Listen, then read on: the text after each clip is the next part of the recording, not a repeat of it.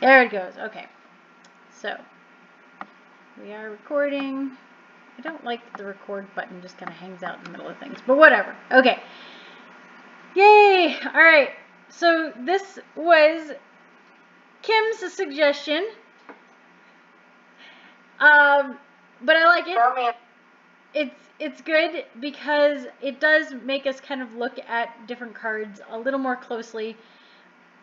Hopefully you still have your cards on hand available that you can play with them. If not, it's okay. You took very nice pictures.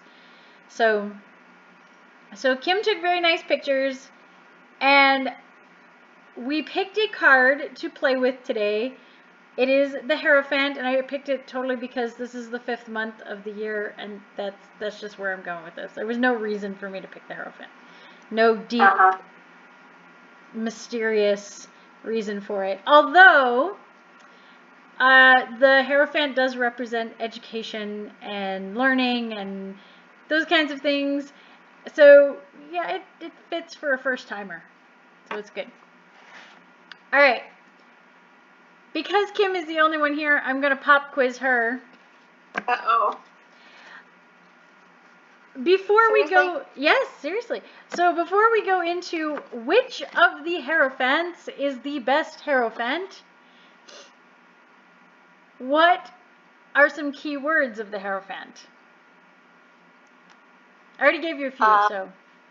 Well, you've got your knowledge and learning and, like,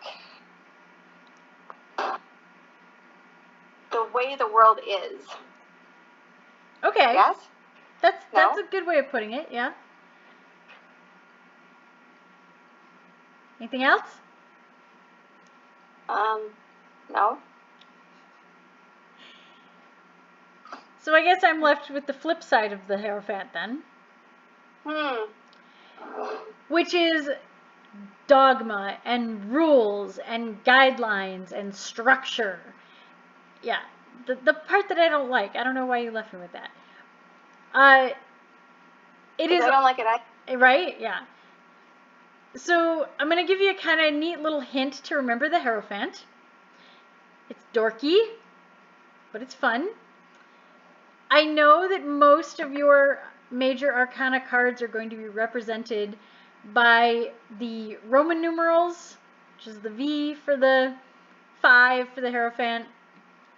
But if you think of the Hierophant as the number 5, the Arabic number 5, it is the flip side, shall we say, to the number 2 card, which is the High Priestess.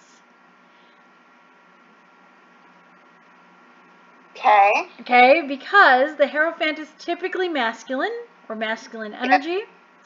The Hierophant is about the teachings of the world as far as like a religion or a structure of learning, as you mentioned.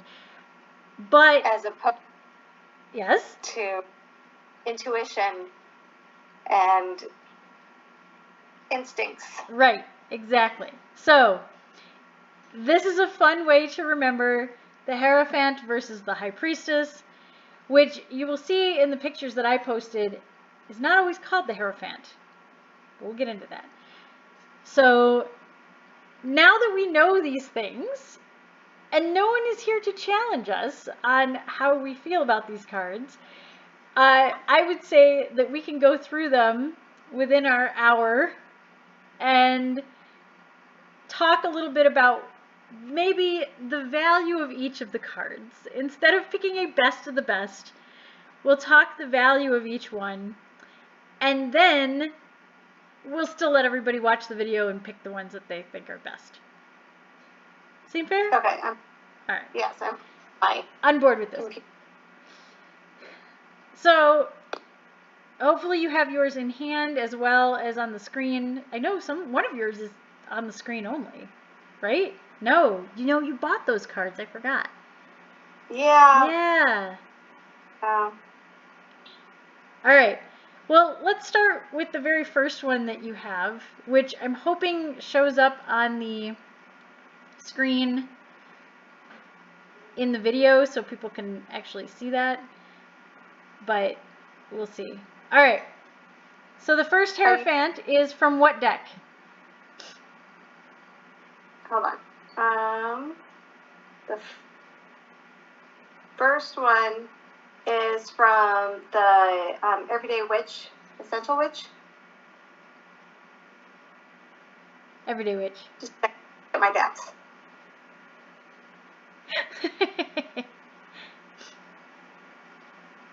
Yeah, I think it's the Everyday Witch. Yeah, okay. Because I remember you and Taylor both have this deck. Only you have the teeny tiny version, don't you? I don't remember. Ah, she's got her other decks. I love that. Although she has the full version, I have the mini. Yes, you've got the teeny tiny. See, there's my drawer of deck. There we go. So Yes, I have a shelf, not a drawer. you'll get there. You'll get there. All right. So it is from the Everyday Witch. What can you tell us about this card? So the card says to me, focus. You know, you've got the teacher with the students, and you know they're in some kind of possibly religious, possibly just meditative practice. Mm-hmm. And yeah, I depict it as a female.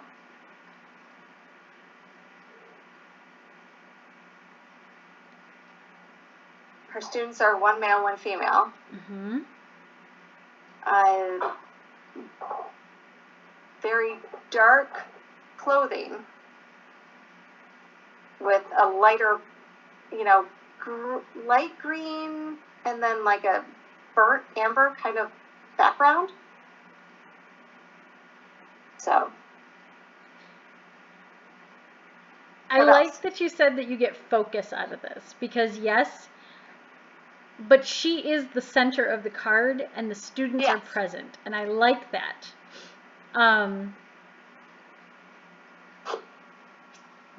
Okay, I sneeze, sorry. Okay, so I like that. I also noticed that the student on the left-hand side is the female student, and the student on the right-hand side is the male student, which is very typical to where the energies are. Usually left is more feminine, right is more masculine. Unless, of course, you're looking from her perspective, then they're on the flip side. But typically I read cards from the perspective of the person looking. Downstage, upstage kind of thing. So yes, you are the reader. Yes, you are the reader. You are the one seeing it. So that is that particular card. Is there anything else you want to add to that one? That's all I can think of. Okay. I also noticed that there is kind of a symbolic cross or the T in there, which we'll get into more of those kinds of things because that's a whole conversation about the symbology of the shapes on the floor. But I do like that. You next have one that is the Labyrinthos deck, right? Yeah, the Seventh Spirit. Oh, okay. Yes.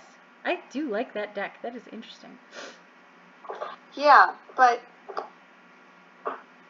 I can bring it over and I can show you. I might make you co-host a month with me on that one, because that's a fun one.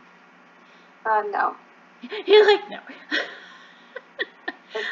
All right, tell me a little bit about this High Priest. Yes. So, he slightly different name, but he is standing, also rather ritualistically glancing out over the mountains with pillars in the background and the world laid out in front of him. And he has this key in his left hand. Mm-hmm. Right hand? Right? Yeah. You know, so, you know, you're kind of left to wonder, you know, what might he be opening? What might he be revealing with that key? A lot of reds and oranges. Yes, and I think that's interesting, but I also know that seems to be that deck in particular has a lot of reds and oranges. It's like 8-bit. Yeah. Yeah. Red, orange, purple, blue. No yellow. A little yellow in the sun, but... Alright, so do you get, as again, to reiterate those keywords of knowledge and understanding and dogma and structure, do you get any of that from this? Some, but not quite as much as the other one. Okay. I particularly like that his head is open. Right? I just noticed that. I was, because the picture on my screen is bigger than the card. Oh, okay. Well, but yes. The keys, one, you have the Trinity represented in the keys, which the Trinity is not just something in biblical. That is, there is the maiden mother crone, there are the three faces, all these things are past, present, future. Hey, I think we have an April. So all of these things are represented in the Trinity. There's a lot of stuff with threes in the Trinity. So key, to me, very simple. Key to knowledge. He has got a lock above his head that, to me, is higher knowledge. Like, it's very symbolic and yet on the nose of, I would like to use the key to unlock higher knowledge that is above me. Hello, April. Yeah, because it is like a keyhole. Yeah, it absolutely is a keyhole.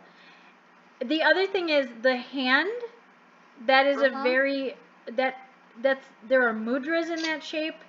There are other religions that use this as a symbol for knowledge and learning and understanding as well. So he is clearly a teacher.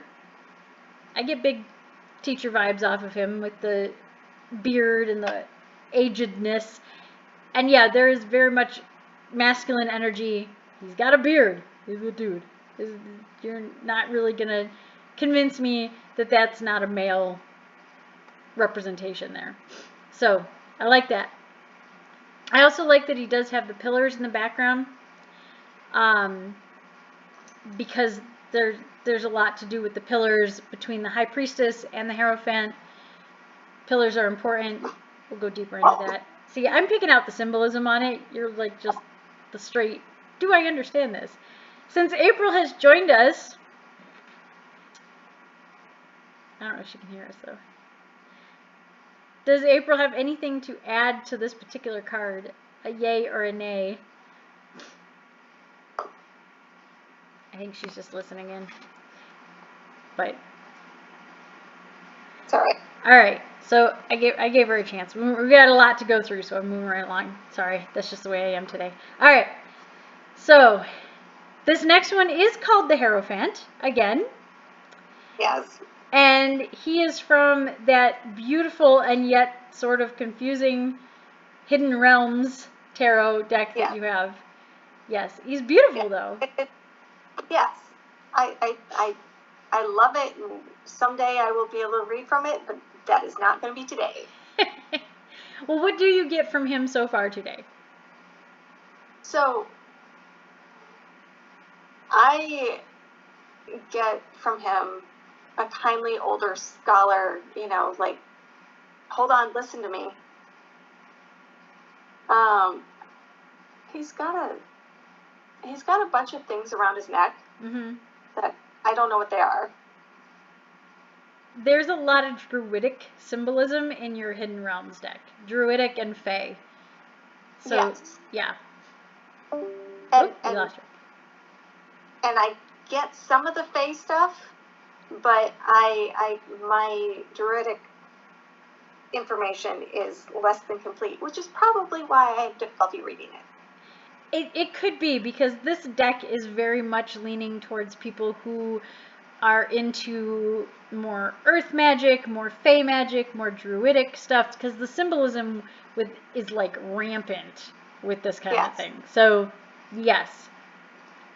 Also, I feel like almost everybody in this deck looks like they're from some little folky village. Yes. And so, yeah, he is the village elder. He tells the children, now, I just would like to remind you that I tried that and it didn't go the way that I expected it to. Hey, April's back again. She must be cutting in and out. Yeah. So, I do get a more relaxed Hierophant feel from this one. In fact, I would not have been opposed if this one also was called the High Priest, because he has more of that spiritual energy, and that too is the druidic pagan edge to this. So, yeah. All right, the next one's my favorite so far. Yes. Yes. So, April, how you doing? Well, didn't she say she was having a power outage? And yeah, I think she was having some power troubles, but we're slowly working through the cards that have been posted. But if you want to post yours, you can still post them to the bottom. Oh, I think there she is. There she is. All right. Can you guys hear me? I can see you. Yes. Okay. Yes. I was on here a minute ago, then it kicked me out because my internet's trying to reset, so now I think I'm back. Okay, cool. We're slowly working through, and we are recording all of this, so don't panic if we lose you. You can review it. We're not going to vote on our favorite Hierophant until after everybody's reviewed the video. So, all right. Oh, cool. We are on the Alice in Wonderland card that is also one of Kim's cards. These are posted in the chat, so you can kind of review back if you need to, but we're kind of talking through them anyway. Go ahead, Kim. Tell us about this one. So,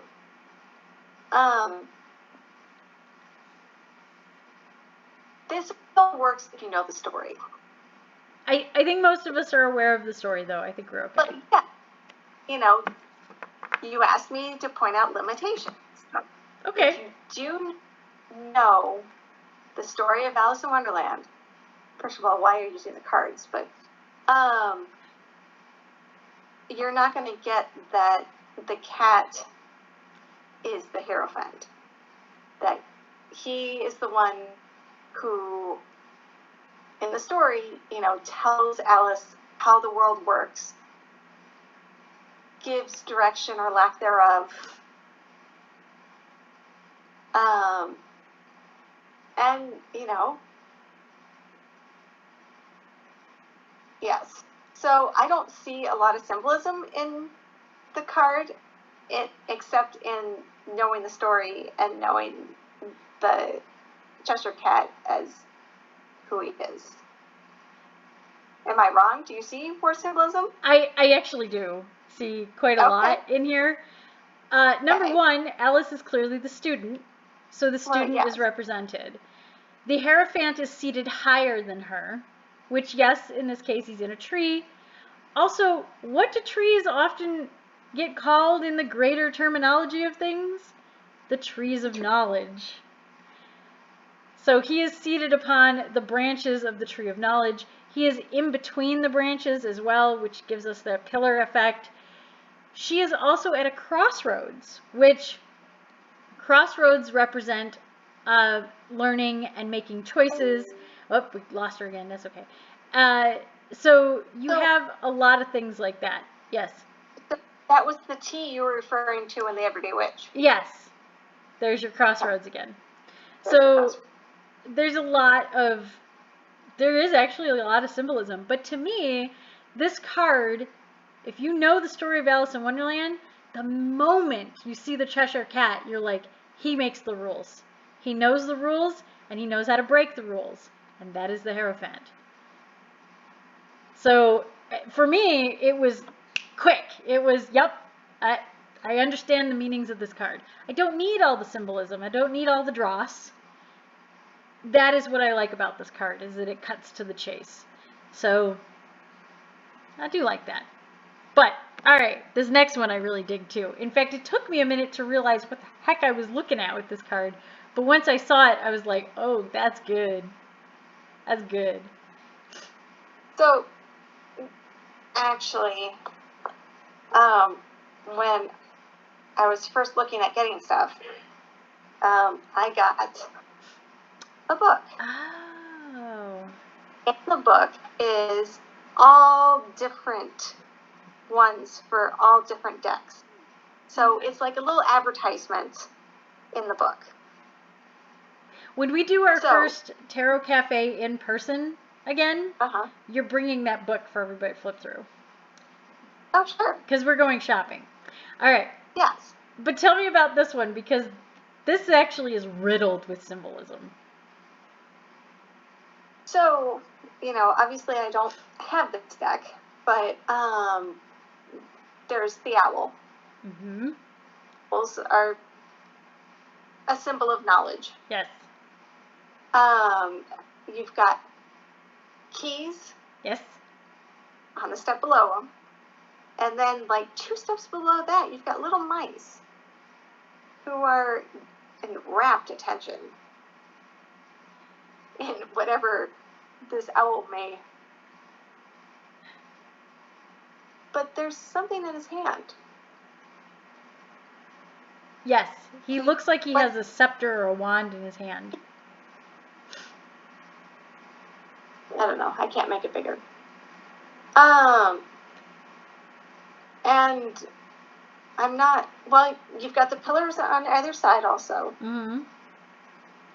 And I don't know about the flower over his head. I So feel like that. that's a good one. All right. So there's the flower of life, which is actually what it is.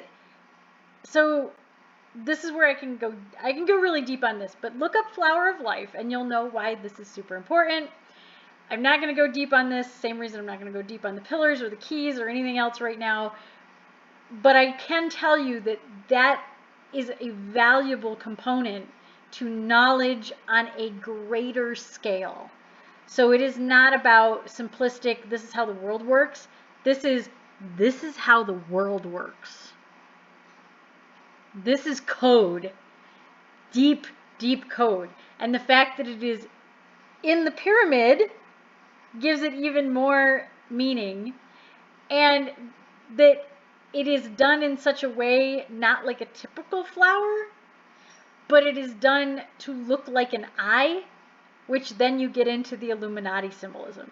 So this is layer after layer after layer of symbolism. I absolutely could go for days on the meanings layered in this card. But as you mentioned, you don't know those things, so this deck would trip you up. You'd be like, okay, it's got a flower on top, la-di friggin' da. It wouldn't mean anything to you.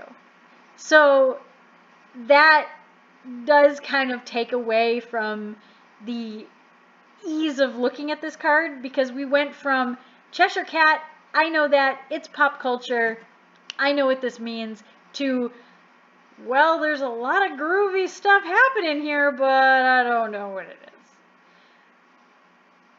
is. Somebody like me, deep knowledge, this card is fantastic. I love it. I would take this card to a place where they really wanted me to be like the esoteric reader, because they wouldn't know what the heck is going on this card. I could tell them anything I want. They wouldn't know what the heck is going on. But I wouldn't do that, but I'm just saying that I could. All right, so I'm going to scroll down because now we are into the 2 cards that Taylor picked. And on her behalf, I will talk about these, although I really wish that she were here to talk about them because I don't remember the story that is represented by the Hierophant that is in her fairy tale deck. So I don't have a lot to offer on that. The other one is from her Nightmare Before Christmas deck, which is the mayor of the town, and he fully embodies all of those negative things. He is rules, he is dogma, he is shouting it from the rooftops, telling everybody how to behave, but he doesn't really know how things work. He has a very limited knowledge, but is bludgeoning others with that knowledge. So I like it because it shows the more negative aspect to it. But other than that, I don't know. I don't know why she picked those 2. She's got a lot of other ones. Oh, am I losing Kim too? Right back. All right, I'm checking out. Oh, April posted one too. Oh, I do like that one. I'm going to finish with that one. I'm going to go into mine and then I'm going to finish with that one. All right. My picture is kind of small on here, but I do have my cards still. I'm going to start with, so in my picture, I just want to show you, I laid them out kind of with purpose. The 2 at, I guess, the top of the picture, because I posted it sideways, please forgive me and my ineptitude today. So the top of the picture, I have what I will say are the kind of groovy, weird, artsy-fartsy, hippie shit ones. The ones below that, kind of in the middle, are very, the masculine energy. The ones next are more traditional, which I'm going to start with the very traditional one. And then the bottom one is kind of just weird, but I dig it. So those are my choices. I am starting with the Hierophant that is from the Rider-Waite Tarot deck, which most of the decks that we are talking about today, and most of them that you guys have, are Rider-Waite based. I will very simply go into, do some research on the Rider-Waite Tarot. We should do a whole day again about that and the history. I think I recorded our conversation about it, but I'm not positive. You can go digging around, but otherwise, yeah, I'll do another one soon because we got to talk about that again. The Rider-Waite Tarot are kind of the quintessential symbolic tarot. They're kind of turn of the century-ish. And when I say that, I don't mean 19, I mean 18. When spiritualism was a big deal. But then again, a lot of the symbolism is from the 1400s. So keep that in mind when looking at these cards. So, Hierophant in this one is very religious figure. He is a pope-looking figure. Their students are the 2 little bald monks down here. And you can see the cross on his outfit, the T that is created by the belt. He's got the pillars behind him. He has the crown. Oh, that was the other thing. Your owl has the crown chakra going on. So here's his big crown. He has his scepter. He is doing the fingers. So he has everything going on. These are technically the symbols that if you are looking for a Hierophant card that is a good Hierophant card because of the symbols in it, these are the symbols you should be looking for. If you look, there's also kind of a Y shape on the backs of the monks. So you have, there's just symbols after symbols. Look at his shoes, he's got the crosses. And at the very bottom, he has the crossed keys of knowledge. So there you go. There are deeper things on this card. as well as every little symbol and wiggly on the rug has meaning. Everything. The height of the pillars has meaning. He's holding the double cross on the scepter. All of that. All of the things in this one. The less ominous, I guess, version of it is from my Hanson Roberts deck, which is also Rider-Waite inspired. He's got the cross there. He's got the keys. He has some more earthy kind of things going on here, though. But again, his students kind of have their heads ducked down. And he is doing the fingers, the hand gesture again, like this little mudra. So those are my traditional beyond traditional. Then there's this weird dude. I am actually not a big fan of this deck, but I will say that this card is super interesting. The black and white checkerboard pattern is the balance between dark and light and creating order within chaos. That he's holding it in the diamond shape instead of the square shape harkens it back to the very first card that we looked at that was Kim's, and the diamond shapes that are on the wall in the back. There's the idea of pillars behind him. He has the red and the black, which is a balance of things, and he's got more. Uh-oh, we lost Kim now. I'm losing everybody. All right, he's got the eyes on the top of his head, which are leading to knowledge and the higher self and all those kinds of things. So, all right, I'm hoping Kim comes back, but I know everybody's going to review the video, so I'm going to continue on. There's Kim. All right. I lost Kim. I got her back. All right. So, that's okay. Everybody's kind of wonky today, but I still continued with the recording, so you guys can all review it. This one is from the Steampunk Tarot, and the Steampunk Tarot, it is a little more grounded, which I'm actually kind of impressed because a lot of the steampunk cards are super not grounded. This one has a very, like, oh, this could be anybody, anywhere. He has the tree of knowledge behind him. So there's your tree again. And there's light coming through the tree, which I'm going to read into, you know, enlightenment and that kind of thing, especially considering the era that the steampunk are supposed to be representing. Enlightenment and things like that are big talk. He has a stack of books beside him. Instead of pillars, he has a pillar of books, which is still knowledge. His students are seated in front of him. He is holding an apple. Yes, he is one that's holding an apple.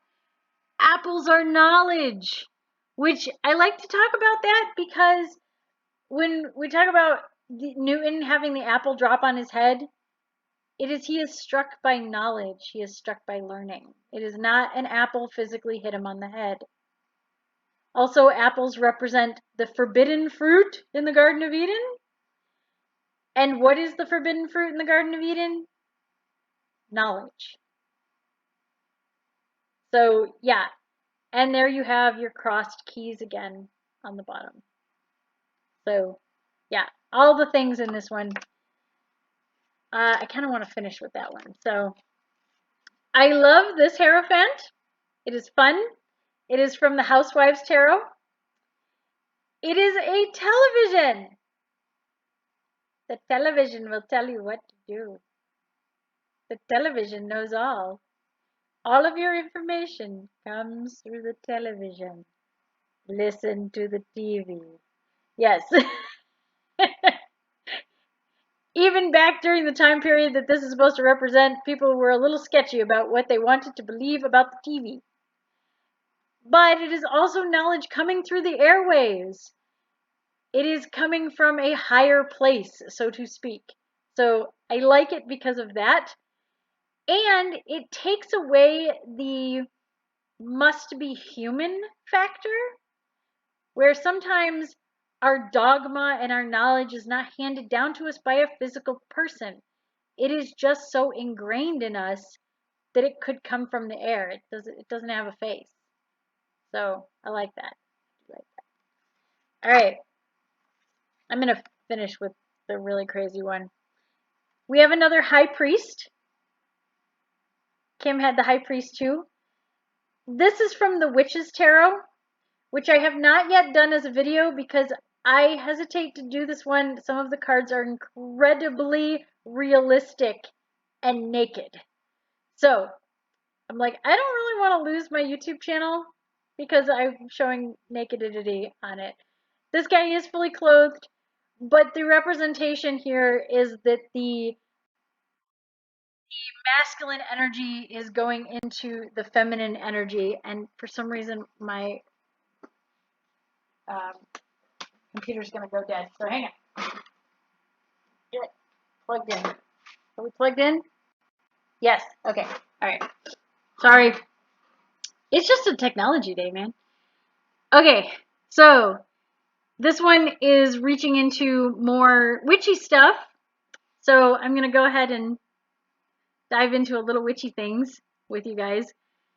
Usually the high priest of a coven or a circle, if you are a less than solitary practitioner, is the one who takes the masculine atame blade and plunges it into the offering bowl, which is the feminine energy. And yes, it is supposed to look like sexual things.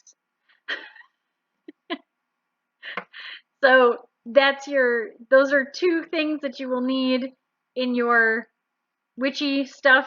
You will need an atame, which is a masculine, and it is both air and fire in the case of this, and this is water and earth in the case of the feminine and the bowl.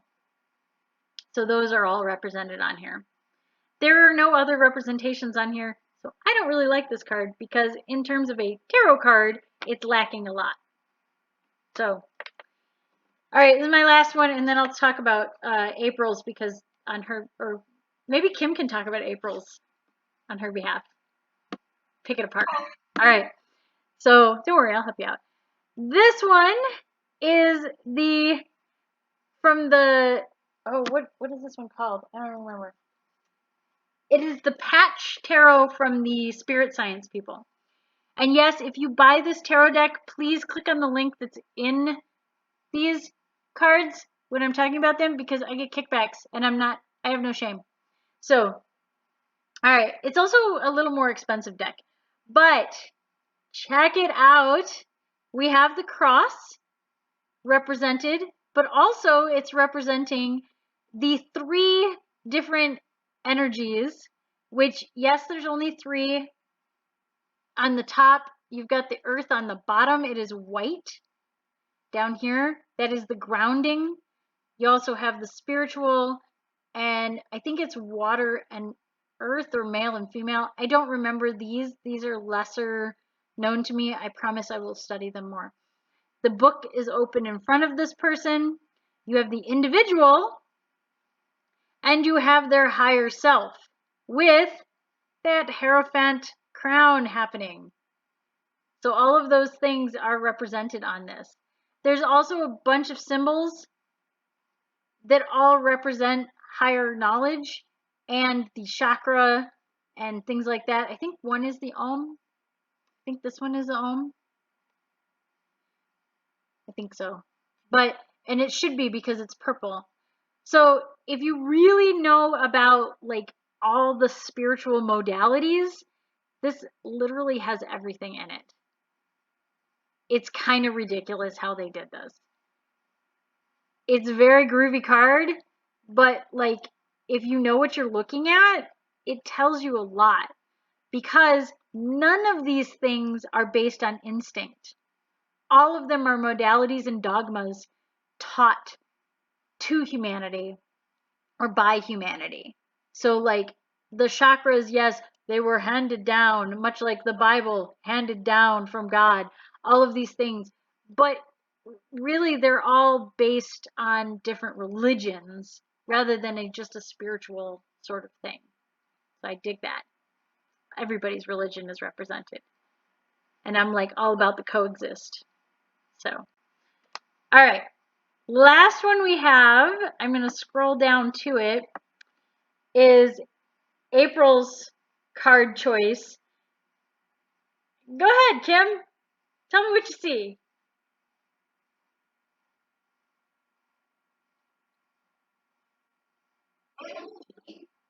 There you go.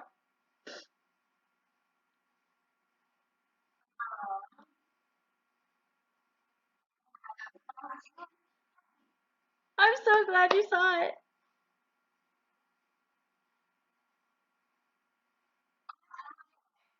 I like it. It's good.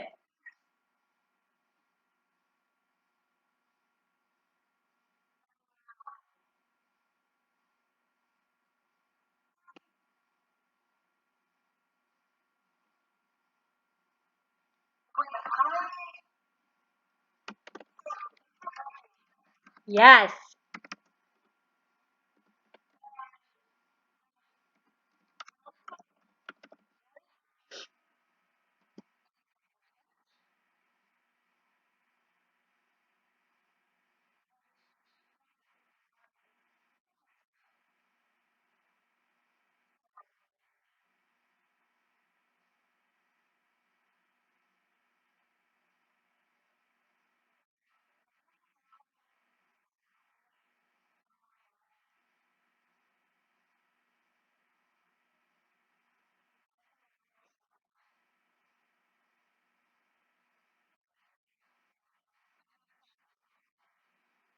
All right. So the lightning for me, that is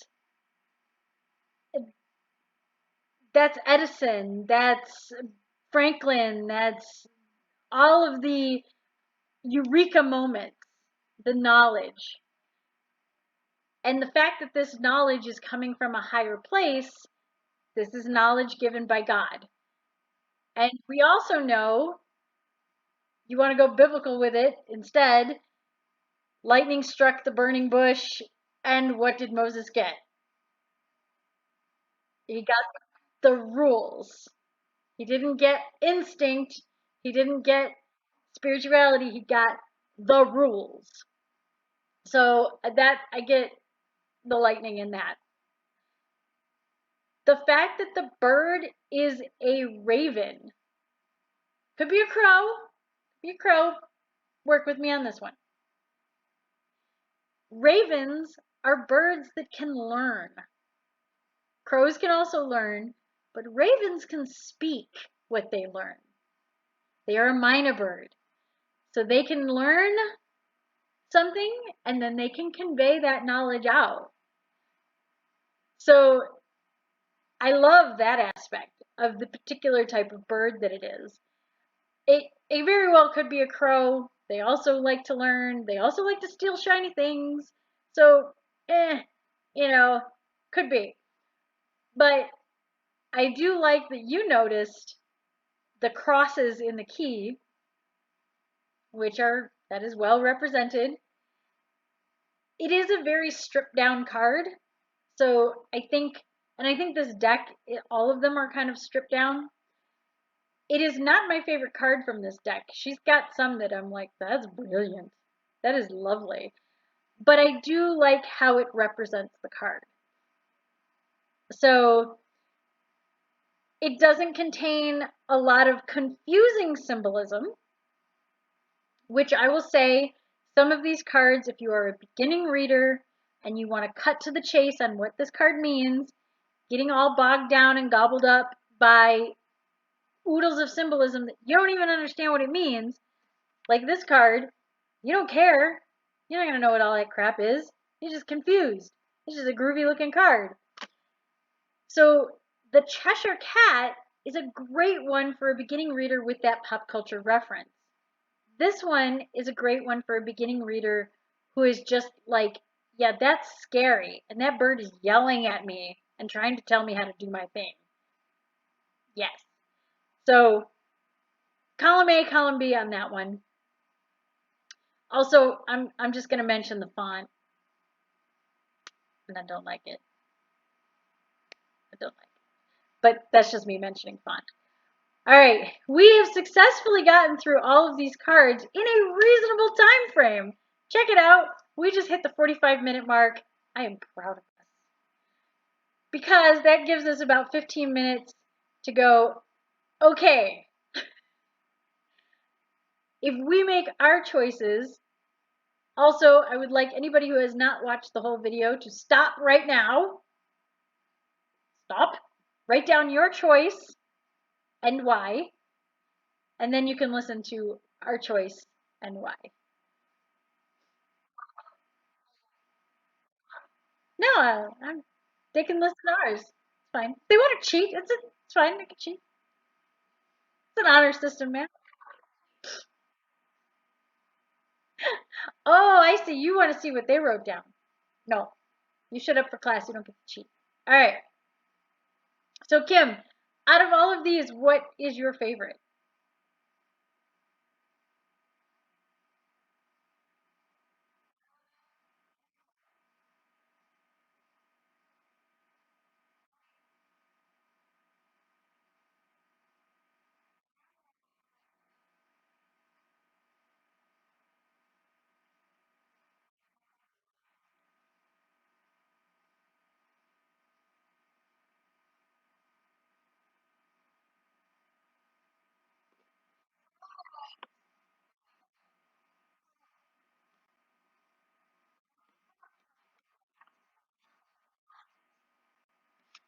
Okay. So pick the best one for what is your audience? Pick an audience and then pick your best one. Okay.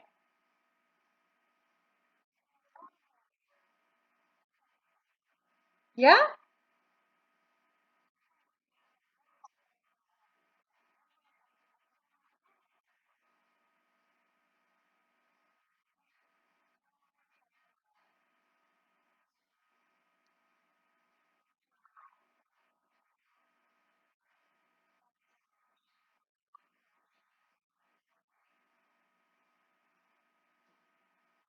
Yeah.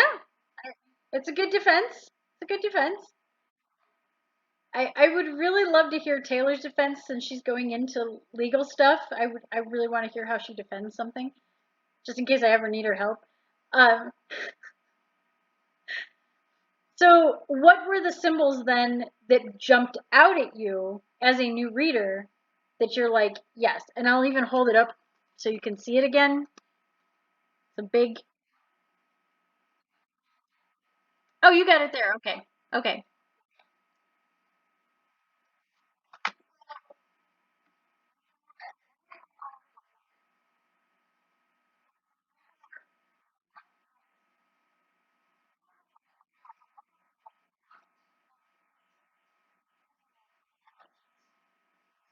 Yes.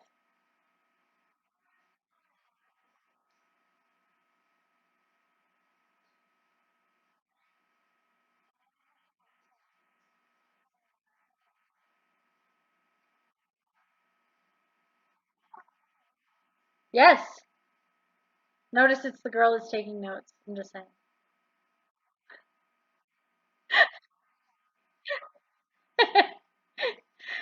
The boy's probably trying to figure out how to get that apple.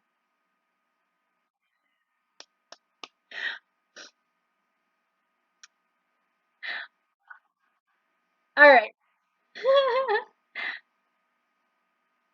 So now that you have picked your card, I am going to give you extra credit homework.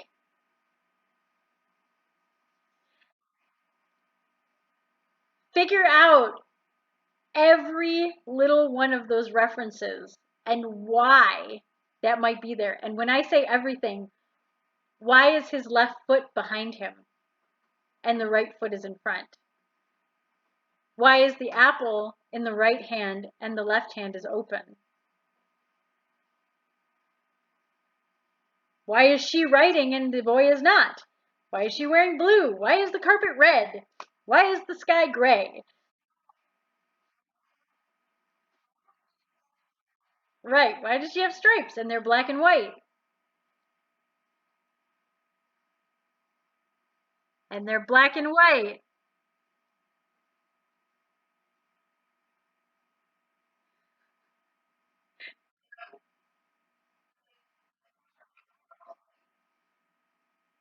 Dichotomy of order. Yeah. It's not about the stripes, it's about the dichotomy. It's about the color. So that is your extra credit. So if you so choose, um, that's your play with that. I am actually going to hold off on choosing which one, but I am going to say that I am leaning heavily, since we are talking about the new reader, or that I'll pick my new reader one. And then I'll pick my favorite overall. You guys will have to ask me later on that one. But the new reader one, I gotta say, it's the Alice in Wonderland one. It is simple, it is pop culture, it is to the point. Anybody can pick up this card and not have any knowledge of tarot whatsoever. And yes, I gotta say, if you live in the western part of the world, you know who the Cheshire Cat is. That may be a huge, broad misconception on my part, but I feel like if you were born even in the later part of the 20th century, the latest part, or even the very broad beginnings of this 21st century, you know who the heck the Cheshire Cat is. And you know he's got the answers. But he's gonna make you learn it. So I just really love that for a beginning reader. And for somebody more advanced, you can look at this card and start picking and picking and picking. And man, there's just layer after layer. I'm looking at the plants now in the background. I want to know what flowers those are, because I do not believe that the person who made this deck stopped at the simplicity of that. I do believe that they went deep. So that is why I like it for a new reader. My not so new reader one, I'm going to tell you I am leaning on, and I'm going to center it. It is the one you got from the book, and the other one I lean on is this one.